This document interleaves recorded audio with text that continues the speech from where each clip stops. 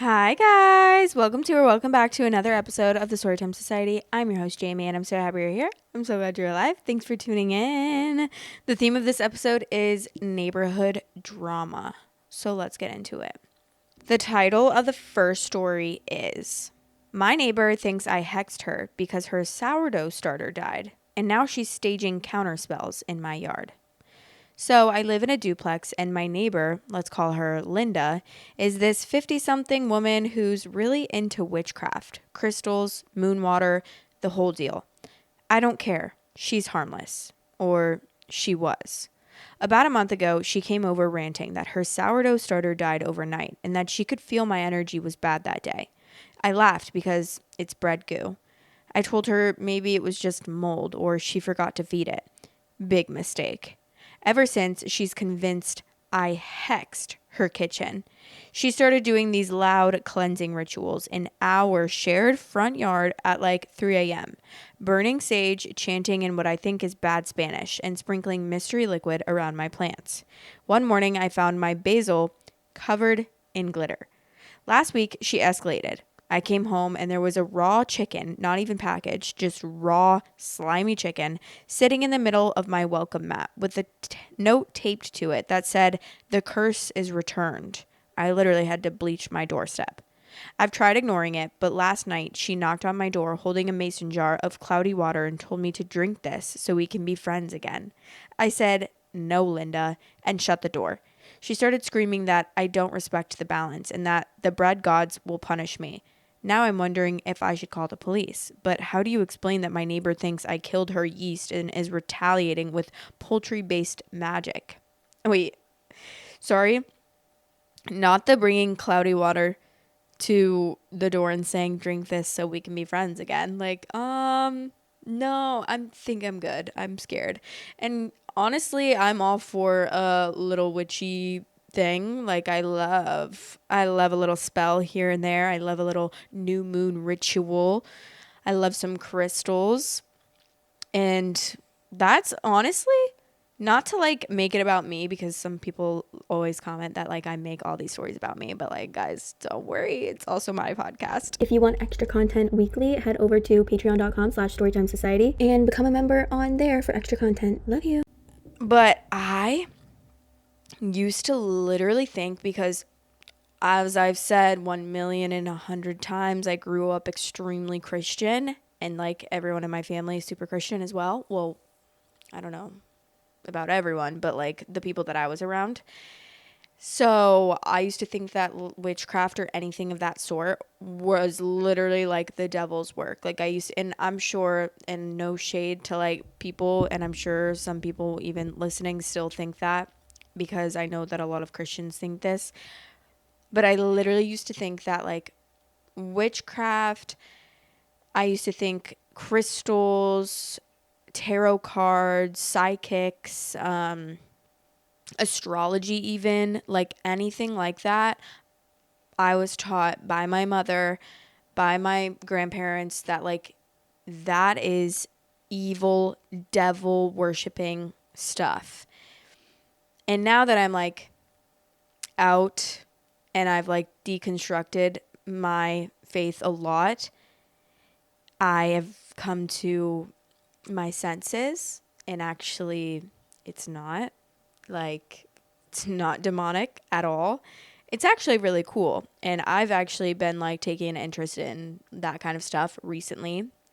Not like I'm doing black magic spells or anything. It's literally like people think that, I think, because they don't look into it, but like it's not, we're not sitting here freaking putting hexes on people and being like, I don't even know, but you know what I mean? Like people just think of it as, because I think obviously witches have been like condemned so much in society and burned at the stake at one point, that it's just has such a bad name for it. So it's like someone says that they're a witch, you're like, what? But please, honestly, knowledge is power, guys. Like learning more about things will make you less scared, and it will make you realize that some people just like to spew BS about stuff they know nothing about. And that's people like to also just make stuff up as well. But yeah, people love to make shit up and like fearmonger about stuff that really isn't that serious. Like, calm down. Anyways, there's an update. It says, my post got taken down, but I'm still going to do an update. The night that I posted the story, I saw her last night burying a Ziploc bag of cooked spaghetti under my car and yelling that she has to do this to confuse the bread spirits. I thought that would be my last straw, but then last night I saw her in my backyard, my fenced backyard, shaking what looked like a salt shaker over my lawn while mumbling something about restoring the bread line. That was it. I called the non-emergency police line. 2 officers show up about 20 minutes later. I explain the whole situation, the dead sourdough starter, the 3 a.m. chanting, the raw chicken, the jars of swamp water, the spaghetti burial, all of it. I try to make it sound serious, but not too insane. They go talk to her, and within 30 minutes I hear her yelling, "She's lying. The dough told me what she did." And then she drags them into her kitchen to show them the evidence. 10 minutes later, the officers come back out looking like they just survived a hostage negotiation with the Pillsbury Doughboy. They said she has some unusual beliefs, but as long as she's not physically harming me or damaging property, their hands are tied. They suggested that I install a fence, I have one, and avoid engaging. As they were leaving, Linda stood on her porch, holding a loaf of bread over her head like the Lion King baby, and screamed, "The curse will turn on you." So now I have police documentation, 0 solutions, and a neighbor who probably thinks she won that round. That is actually funny. I don't know if this is real or not, but I'm kind of loving it. It's like kind of entertaining, to be honest. Because there's obviously, I mean, you know what? These days I'm like, sure. Believe what you want. Because I'm like, I've never heard of bread spirits before. I've never heard of restoring the bread line. It's just so funny. This definitely sounds made up, but I kind of love it, honestly. And like the dough talking to her as well. I'm like, okay, slay queen. It's giving Halloween Town. The top comment says, that reminds me of when 20 years ago my upstairs neighbor was seriously convinced I was a vampire because I was going through some shit and only left my apartment at night because I was sleeping all day to avoid life. She hung garlic on my doorknob. Maybe she and Bread Lady should find a cheese weirdo and open up a food truck. Bubblegum Drops said, that was kind of rude of her. You were a vampire in your own apartment. I once had roommates who stole my hairbrush and put it in a salt circle because of bad spirits or something. They wrote sigils on the wall that they saw in Supernatural. Like, WTF, if my brush is haunted, it's still not your problem. If my brush is haunted, I honestly am so, like, why do I love haunted stuff? Like, sometimes I'm just like, not to bring up Matt Rife because I know a lot of stuff is going on with him right now, and that's for another day. But him buying the Annabelle house is so me coded. Like, I would love to do that. I would absolutely invest in the Annabelle, like, or the, what is it, Annabelle Museum, Annabelle house? That's the one. Wait. Is that the Conjuring house? Wait, now I'm like, wait. Oh, the museum. But that's where the Annabelle doll is, correct? Because now I'm confused. Comedian Matt Rife has purchased the home that The Conjuring was based on. He's now the legal guardian of the original Annabelle doll and over 700 other cursed artifacts. He plans to reopen the house for tours and overnight stays. See, that's me. I want to do that. Like, what? I would love to stay in a haunted house. I grew up and not grew up, but like for a couple years, I grew up in a haunted house. And I've told the story on here before, like last year, I think around Halloween time, I think it was. And it's very morbid and sad, but I do believe that we lived in, obviously not everyone believes in ghosts, so take this as you will, but I do believe that we lived with the ghost of the baby that died in my house. And there were actually multiple babies. Trigger warning. But to make a long story short, there was a woman living in my house, and there's actually articles that you can read about it as well. There was a woman that was living in my house previously to us, and she was pregnant. Trigger warning, I don't know what the trigger warning is, but like infants and like death and that kind of stuff, that is very morbid. So she worked at a veterinary office, and the first baby that she had, we don't know for sure, but apparently she had it, and it was a stillborn baby. She had it in the house. She took it to her vet clinic that she worked at, and she burned it in the incinerator, which obviously terrible, obviously awful. Like, I hate to say that I hope that it was stillborn, but I mean, what are the other options? Like, I really hope that it wasn't alive, but that's besides the point.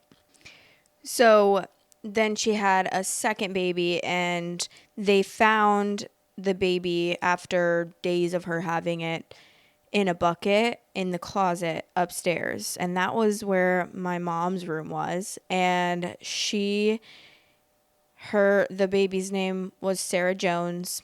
They did name the baby, but apparently she was stillborn, I believe. I do believe that she was, once an autopsy report was done, they found that she was stillborn. But still, like, I don't know why. I don't know any other details. Like, the article is very, very short and not a lot of details. And then after that, like, nothing else. And this happened in like 2001, I believe. And then we moved in a few years later. And I do think that, like, we had a lot of experiences with paranormal stuff. Nothing bad, but a lot of noises, a lot of opening and shutting of doors, a lot of weird experiences that you can't really explain. Like, one day when I was sitting on my bed and I had like a little keyboard, it kind of started like making ding ding, like someone was like just pressing random buttons on it. But obviously, but I truly believe that. And we wanted to take the baby with us. I don't know if this is weird to like talk about, but we, like, when we moved from that house, we tried to do where you open the box and you like welcome the ghost into the house or into the box so that the ghost like will move with you, because we weren't afraid of the ghost or anything. And I don't know if that's weird, if you guys will think that's weird, but that's like what me and my family, and we felt so like, we knew the situation. We didn't know like full details of it, but we had heard from neighbors. The neighbors told us the story about it, and we didn't know like a lot of details until a couple of years ago when the full like story actually came out. But I don't think the mom ever ended up getting charged for anything, which is really sad. I don't know. She probably deserved to be in like a mental institution, most likely. I don't know what the situation would be that you could explain that happening, or other than like having mental health problems. But yeah, that really was just off the beaten path that I just went on. But I do find stuff like that very interesting, and I would love to stay in haunted hotels, even though obviously like that's very morbid. There's a lot of morbid things about haunted hotels or haunted places because people pass away there, and that's sad. But I do think that it's just very interesting because we don't know what happens after death. So to think that there are spirits living on Earth still is very interesting to me.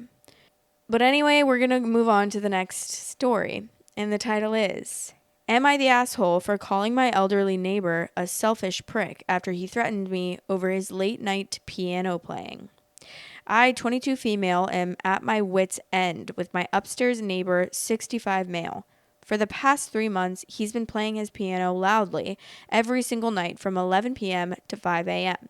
It started occasionally, but now it's a nightly occurrence. I've tried everything, politely asking him to stop, leaving a kind note explaining my situation, even offering to buy him headphones. His response? This is my creative time. Deal with it or move out. Last night, I reached my breaking point. After another sleepless night, I confronted him in the hallway. I begged him to reconsider, explaining that I'm falling asleep at work and my mental health is suffering. He got in my face and said, "Listen here, you little brat. I've lived here for 30 years. If you can't handle a little music, I'll make your life hell. Try complaining again, and you'll regret it." I lost it. I called him a selfish old prick and told him to go F himself. And now he's telling everyone in the building that I'm an abusive, disrespectful youth. Other neighbors are annoyed too, but they're afraid to confront him. The landlord says he can't do anything without multiple complaints. Am I the asshole for snapping at him? Should I apologize or should I start the process of filing a formal noise complaint, even though he threatened me? Definitely not the asshole. And you have every right to feel like you want to be comfortable in your own home and not have a bunch of loud music at all times. And he also, just because you've lived somewhere for 30 years, does not mean that other people have to suffer because of it. But there's an update and it says, I can't believe I'm writing this update less than 24 hours after my original post. Things have spiraled out of control. After reading your comments last night, I decided to take action. At 8 a.m. this morning, I called the non-emergency police line to report the ongoing noise disturbance and the threat that he made. They said they'd send someone to check it out. Around 9 a.m., I heard a knock at my door. It was 2 police officers. As I was explaining the situation, we suddenly heard a massive crash from upstairs, followed by the loudest piano playing yet. The officers went up to investigate, and that's when all hell broke loose. My neighbor started screaming about his rights and, quote, young punks ruining society. And then we heard more crashing and the sound of a piano being destroyed. Next thing I know, my neighbor is being let out in handcuffs, shouting that he'll make me pay. Apparently, when the cops entered, he was in the process of pushing his piano out the window. He claimed he was giving me what I wanted. No more piano. The cops found his apartment in complete disarray. He'd smashed furniture, punched holes in the wall, etc. He's been taken for psychiatric evaluation. Other neighbors are coming out of the woodwork with their own stories about his erratic behavior. I'm in shock. I wanted the noise to stop, but not like this. I feel terrible. Did I push him over the edge? Should I have handled this differently? I'm safe, but shaken. Any advice on how to process this and move forward? Well, seeing as he's an elderly man, he probably was starting to have issues. I mean, he's only 65, which really isn't that old, but still, there's like onset Alzheimer's and dementia that he could be struggling with. I feel like it's probably better to draw attention to that so that he could get the help that he needed. And it sounds like he's probably going through something psychiatric for sure. So it's probably best that you did that, honestly, because now he's actually being evaluated. And if his apartment was like that and if he was thinking of like he was doing all that crazy stuff, I'm sure he needs to be evaluated. The top comment says, I love it when a problem works itself out. And then someone said, I just feel bad for the poor piano. It didn't deserve to be defenestrated by a douchebag. Aw, well, what if this guy's actually like, what if he just actually has like dementia or something? I kind of feel bad for him. And I also don't think that he has a right to be rude like that to his neighbor or anything and like be screaming and yelling and being like, whoa. But I also feel for like an elderly person that maybe has a little bit of psychiatric problems. But those are all the stories that I have for today. I have been like actually doing stuff lately, and honestly, I am so proud of myself and surprised as well. Usually, I'm like very much a homebody, which I still am very much a homebody, but lately I've been trying to get out and like do stuff. Like, I know you guys know my horse riding journey, which I just finished my 4th and final lesson of that package, and That was yesterday morning that I did that. And I pretty much tacked up the horse all by myself and did like all the brushing and cleaning and everything like that by myself. So like I'm almost a certified horse girl. But I don't know what to do from here because the girl that gave me my last lesson was saying like I'm like independent and I shouldn't be taking any more private lessons. But now I'm like, okay, well, what do I do? How do I come back and ride horses though? Because I don't see any other things like other than like the thing that I definitely am interested in, but would need probably a couple more months to like get my bearings and figure out is leasing a horse from there, because then I could ride it for like whatever a certain amount of time, which I didn't even know about until I started at this place. Obviously, I had no information on like horse kind of stuff, but definitely not ready to buy a horse yet. That will be coming in the future though, for sure, when I have like enough money and I'm like more stable in my finances, which we are getting there, but I don't want to jump the gun on anything and then like regret it, especially because a horse is a lot. A horse is a lot, and that will be something that will probably come within like the next 5 to 10 years, I would say.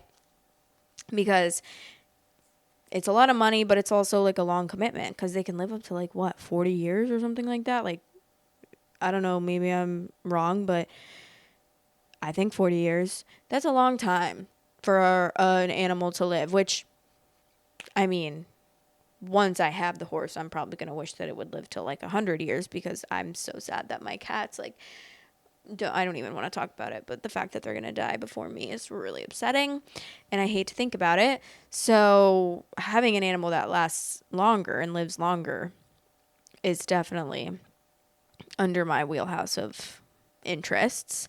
But yeah, so I'm like, what do I do now? I'm probably going to text them and ask them and be like, hey, what should I do? If I'm not going to, like, if you don't think I should take any more private lessons, what do you think I should do? Because I really want to keep riding.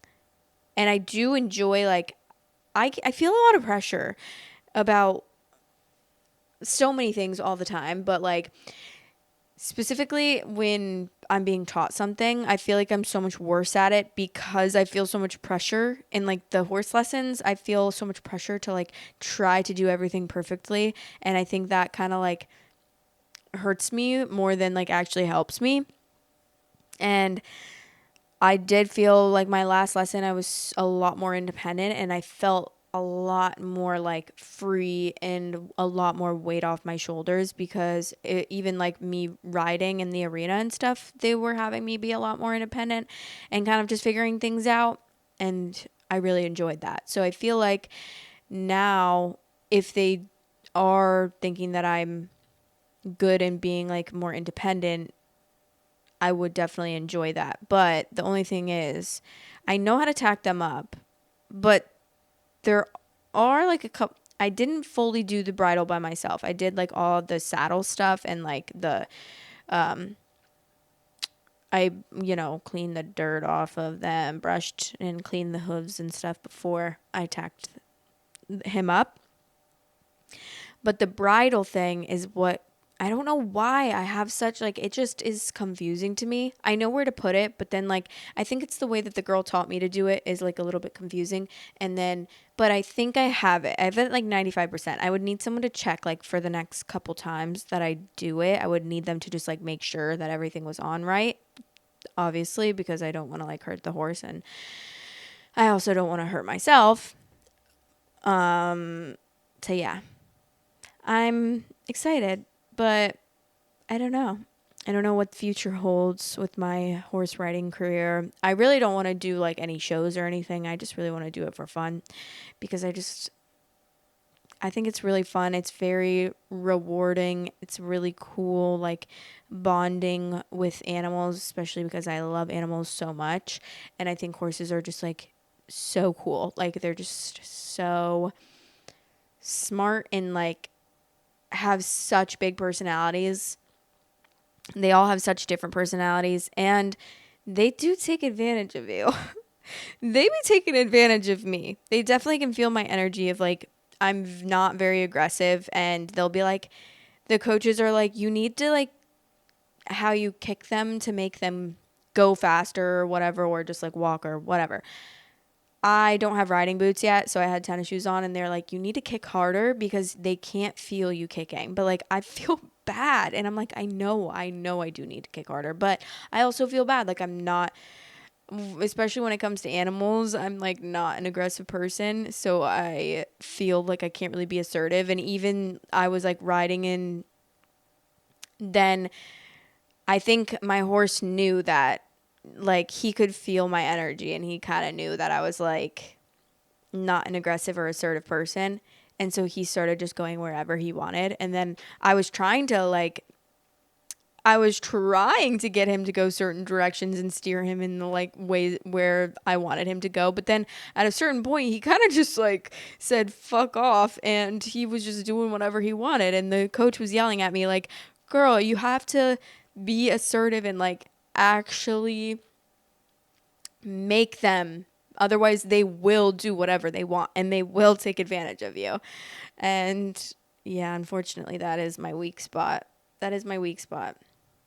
I just always am like, oh, but I don't want to hurt. Like, I don't want to hurt their mouth. I don't want to pull too hard or like make them upset because I just don't. I just love, like, I feel so honored that they're even letting me ride them. So I'm like, well, the fact that I'm even just on you, like, you can take me wherever you want. You know, like, I feel like I would just want, if I had a horse and like a pasture and like a big backyard or something with like a farm, not me saying like a big backyard as if you can just like have a horse in a backyard, but you know what I mean, like a farm area, land in by my house. I would love to just like get on my horse and be like, all right, let's go, partner. Take me wherever you want to go and let's have fun, because I don't even know why. I just think that would be fun to let them take me wherever and just relax and sit back and enjoy the ride. So yeah, but also I've just been doing other things with like my friends. I've been actually hanging out with people, saying yes to more things and talking to more people, which is like, I've always been that way, but I think that as I've gotten older and just more comfortable in my life, like I just kind of have resorted to staying in a lot more and not doing stuff. But now I'm like, okay, when people ask me to do stuff, like I'm gonna just do it, because I always am like so stressed that I'm like never doing anything. But then when someone asks me to do something, I'm like, I don't know, do I want to do that? But then once I end up doing it, I actually enjoy doing it. And like, I'm glad that I actually did something and got out there. But me and my friend went to girl dinner last night at this nice restaurant near us. And it's a Caesar salad with truffle fries and an espresso martini for $15 on Thursdays. And it was really nice. It was so cute. And then we had another martini after that. We had a dirty martinis, extra dirty, with blue cheese olives. So good. Literally scrumptious. That's my favorite drink. I'm like I've always said this, I'm a very salty, savory girl. So that is so good to me. And then this weekend, my friend's friend is coming into town. I've never met him before, but it's his birthday. I believe it was yesterday. So tomorrow, Saturday, it's Friday when I'm filming this, we're going to happy hour at like 1 p.m. probably. And then we're going to be there for like a little bit. And then there's like a beach bar that's kind of close to the place we're going to happy hour, that we're going to Uber to and hang out at, because my friend has lived here for so long and she's never been to like these beach bars that I used to go to all the time when I was like in my partying phase. And I'm like, girl, you gotta go. It's nothing like crazy, but I don't know. I just feel like it's a vibe. It's a fun little vibe. If you guys, no, it's fine. I'm like, okay, if you guys have watched The Bachelor, if you guys watched Hannah Brown's season, Tyler Cameron brought Hannah Brown to the beach bar I wouldn't even know if I would call it a beach bar. It's a bar on the water, and it has like sand and stuff. So I call it like a beach bar kind of. That I always used to go to. And when I saw that, I was like, and I was watching the season at the time, and I had already like been there so many times, and I was like, wait, not him bringing her to my bar. But yeah, anyways, that's besides the point. So yeah, I'll let you guys know how that goes. I'm probably going to be drunker than a skunker tomorrow, and I'm excited. But then every time I drink, I always am like, I'm never drinking again ever in my life. But I'm sure a lot of people feel that way. Because even just after 3 drinks last weekend, I was literally hungover. I was hungover that day after I drank 3 drinks during the day while we were golfing. And then like 2 hours, 3 hours passed, and I was hungover already. My head hurt so bad. So, yeah. But anyways, I love you guys, and I'll talk to you in the next episode. Let me know what you thought about these stories. These were just like kind of silly stories, honestly. But I hope that old man is okay, and I hope the little witch is also doing okay, and I hope she got her sourdough, honestly. Love you. Bye. Storytime Society is now available on all listening platforms. If you are on any of those listening platforms, I would really appreciate it if you rated me 5 stars. Thanks for all the support. Love you guys. Thanks for watching. Please like, comment, and subscribe.